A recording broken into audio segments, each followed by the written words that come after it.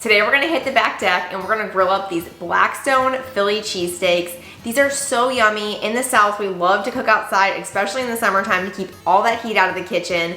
These would be great for Memorial Day to serve a whole crowd of people. So let's get started.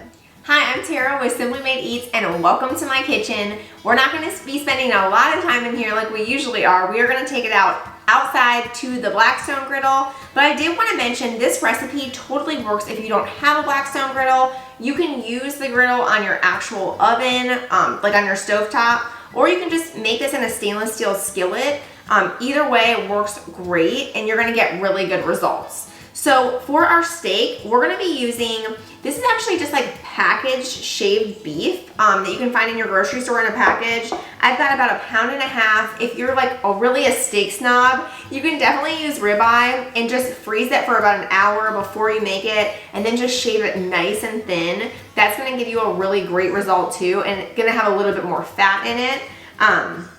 But this is just the easy way and it's just the way I like to do it. So we're also gonna cut up some onions and peppers, and then we're just gonna go ahead and get this steak marinating. We're gonna do a really simple, it's really not even a marinade. It's really just a little bit of Worcestershire sauce and then some salt and pepper, and we're gonna allow this to sit at room temperature for about 30 minutes. Next, we're just gonna slice up a red and green bell pepper. I like to use red bell pepper because it's a little bit sweeter, and I think the combination just makes really good for Philly cheesesteaks. So just slice these up into strips. And then we're gonna cut up one yellow onion. Yellow onion is on the sweeter side too, and it just tastes really good paired with steak. And you just wanna slice this in similar size as the peppers. Next, we're gonna go ahead and get our Blackstone started. I like to be somewhere around medium heat. Next, I'm just gonna clean the grill a little bit. I always clean it after I use it, but I'm just gonna wipe it with a little bit of olive oil and a paper towel to make sure it's nice and clean. Then add 1 tablespoon of olive oil and 1 tablespoon of butter to the griddle. And just spread this around really good where you're gonna cook your onions and peppers. And then you're just gonna pour these over the top. These are gonna cook for about 4 to 6 minutes. We want them to be nice and softened, but like not mushy.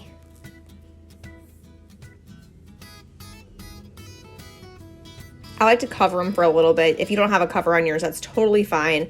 Just make sure you keep tossing them a little bit. The back of my Blackstone gets a little bit hotter than the front, so I always like to make sure that I toss them around really well. Then you're gonna add these into a bowl and just set them aside while we cook the steak. We're gonna add 1 tablespoon of butter again and 1 tablespoon of olive oil.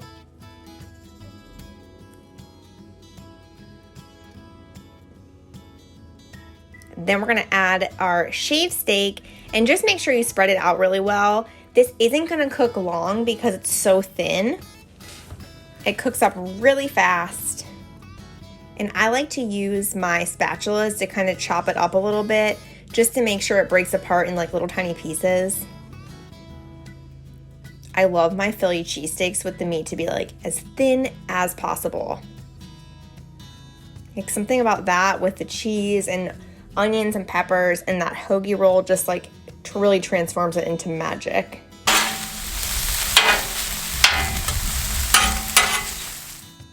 Now that our meat is cooked perfectly, we're gonna go ahead and add in our onions and peppers, and we're gonna drop our heat down to low now. You can also just turn off like the left side. I haven't used that the entire time I cooked, so I just used the right 2 burners.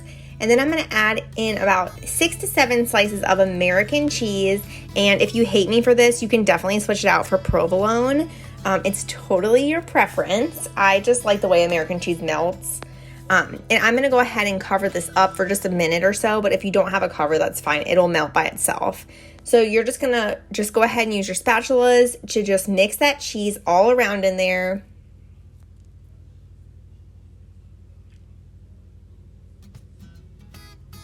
And then I like to just scoot everything off to one side and get our hoagies ready. So we're gonna slice our hoagies in half. And for the hoagies, I really like to get my rolls with like a crispy exterior and an airy inside, almost like a French bread. I got these I actually got them from the bakery at Target. I just like love their hoagie rolls. They're super good. So I'm just gonna put them face down on the Blackstone. You can put a little bit of butter on here if you want them to get really nice and crispy. But mainly it's just to warm them up. Then we're gonna load these up with our meat mixture, and we're gonna top them with just a couple slices of American cheese, then close the cover up, and these are like totally ready.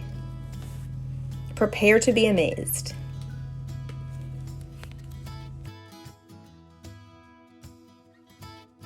That's it, we're all done with these easy Philly cheesesteaks. I hope you guys make them, and let me know in the comments if you do. This would be a great recipe for Memorial Day. Thanks so much. Consider subscribing so we can keep cooking together, and I will see you next time. Bye. Oh, good. I'm gonna cut this guy in half because it is huge. My allergies are so bad. It's probably the worst thing I could have did to go grill, but whatever. All right, let's take a bite of this bad boy.